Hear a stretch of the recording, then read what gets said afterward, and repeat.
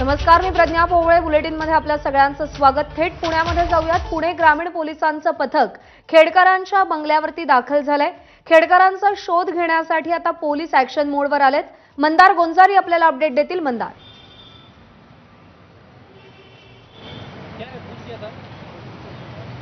प्रज्ञा, मनोरमा खेडकर आणि दिलीप खेडकर हे पोलिसांना सापडत नाहीयेत.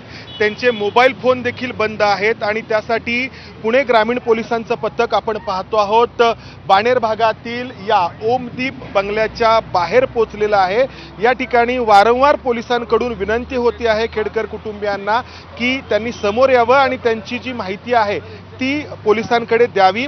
मात्र पोलिसांना या ठिकाणी आवश्यक ती माहिती दिली जात नाहीये आणि ते कुठे आहेत हे देखील समजत नाहीये.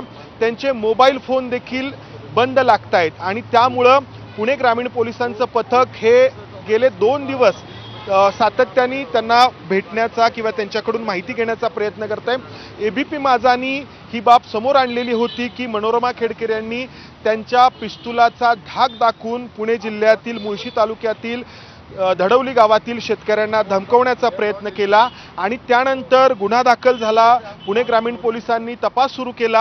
मात्र या तपासाला खेडकर कुटुंबीय सहकार्य करत नाहीत आणि त्यामुळं आपण पाहतो आहोत या ठिकाणी पुणे ग्रामीण पोलिसांचं पथक आहे. आपण या पथकाचे जे प्रमुख आहेत स्थानिक गुन्हे शाखेचे शिळीमकर सर, त्यांच्याशी बोलूयात. सर, कसा कसा तुम्ही तपास करत आहात? आम्ही त्यांना शोधतोय.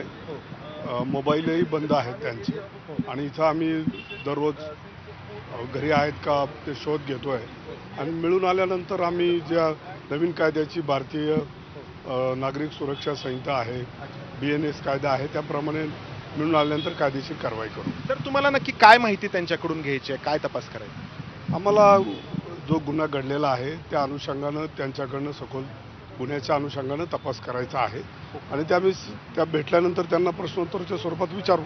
सर, एकूण 7 जणांवरती गुन्हा नोंद आहे, तर 7ही जणांचे मोबाईल बंद आहेत किंवा संपर्क होत नाहीये? नाही, सगळ्यांचे मोबाईल